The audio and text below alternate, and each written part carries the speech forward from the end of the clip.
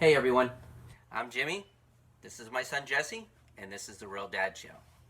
Today's topic is going to be short and sweet, and hopefully it'll save you a lot of aggravation and money like it did me. So before we get into that, I just wanted to let you know some things about the channel. We're doing really well. I was contacted not that long ago about a possible sponsor, and hopefully that'll work out. Looking forward to it. The videos have been amazing. The last video we had jumped, I think it was 20 to 30 views in 24 hours. It was like 86, and now I think it's 100 and, what did I say, 110, 120? 112, I think. Somewhere around in there, right? It's just amazing, and it's all due to you guys, and I appreciate it.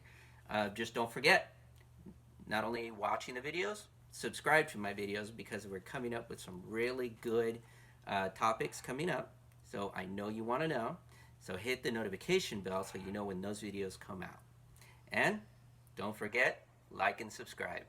So we're going to have this little talk about Chevy Avalanche.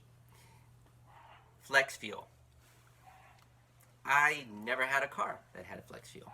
And since I bought this truck, I've changed the evap canister, had a mass airflow leak.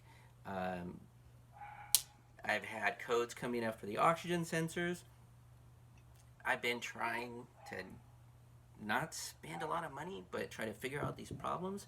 And if you are like me, it nickel and dimes you because you try to start with the cheapest problem or the cheapest solution and work your way up from there. And that is a great idea if you can solve it early.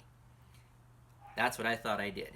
I was just about to go and spend pretty close to $200 on new oxygen sensors, upstream, downstream, and a whole bunch of other stuff like the kit to take it off.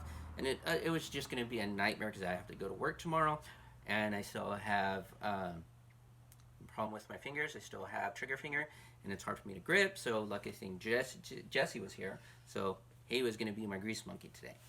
But all this was inverted thanks to the good guys down at O'Reilly's. As I'm giving him my shopping list, I just happened to ask him, hey, I need a new gas cap. I've been changing my gas caps over and over. I had like 4 of them. One of them was a locking one, and that was a pain in the butt. But what I've noticed out of all of those, they weren't screwing down all the way. You guys out there who are mechanics, you already know what the problem was. But guys like me, and I know there's a lot of people out there who don't know a lot about mechanics, and they kind of just hope their mechanic knows or somebody that who can help them out. But watch how easy and cheap this actually turned out to be. So here's the one I just bought last month.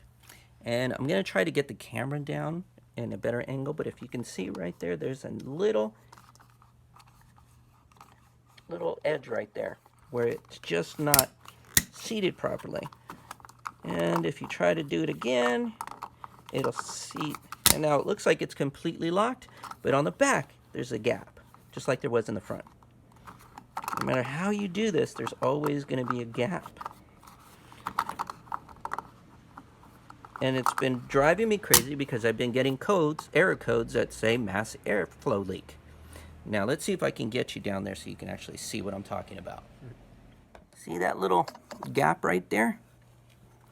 Now let's see. Okay, try it again back here. That gap. No matter how I tried, there's always a gap at the back. Okay, so back to my story at O'Reilly's. So as we're going through the computer and he's pulling up all the part numbers and writing down the list, he comes up on the gas cap. So I tell him I want a new gas cap while I'm there, and then I try to explain to him my problem. It's not seated well. So on the computer screen, I'm looking at a big difference in the gas cap that they had in stock as to the one that I bought. I bought it at another auto parts store, I won't say which one, and I also bought a couple off of Amazon. And I was trying to explain to him how it never seats. So as I'm looking at the one on the computer, it's this one right here, and I'm going to show you something here. It looked very, very, very different than the one that I bought at AutoZone. This is the one. Oops, sorry. I forgot. I wasn't supposed to tell you where I bought it. But this is the one that I bought before. Not seating very properly, so I thought there was a problem with the threads. It was a problem with the threads. This is the gas cap that I should have had. This is one that's made for a vehicle with flex fuel. You can see the big difference here. This one kind of looks like a medicine cap, you know, push down and turn. This one screws in. Look at that. We looked at each other and he goes, you don't need to spend $200. This is your problem.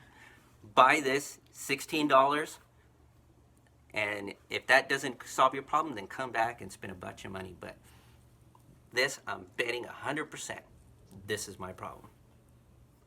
So, watch this. Okay, now see that?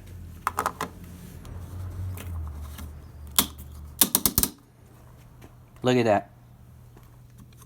No gaps, no nothing, seated way down there. I checked the code meter, or the code reader, no more codes. Let's let you take a better look at that. There now, if you can see that. No more gaps, front or back. It's a tight seal.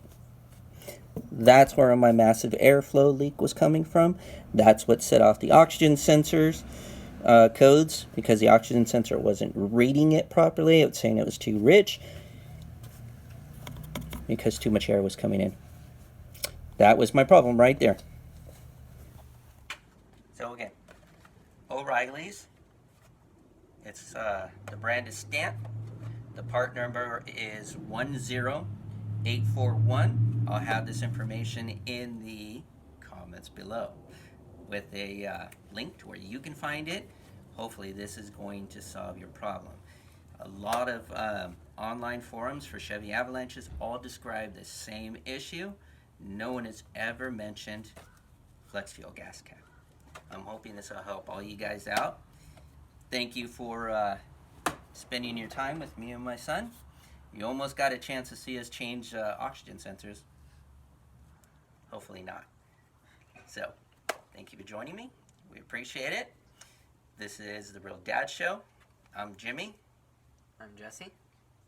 Thank you for joining us. Remember, anybody can be a father, but it takes a special person to be a dad. Thank you, and God bless.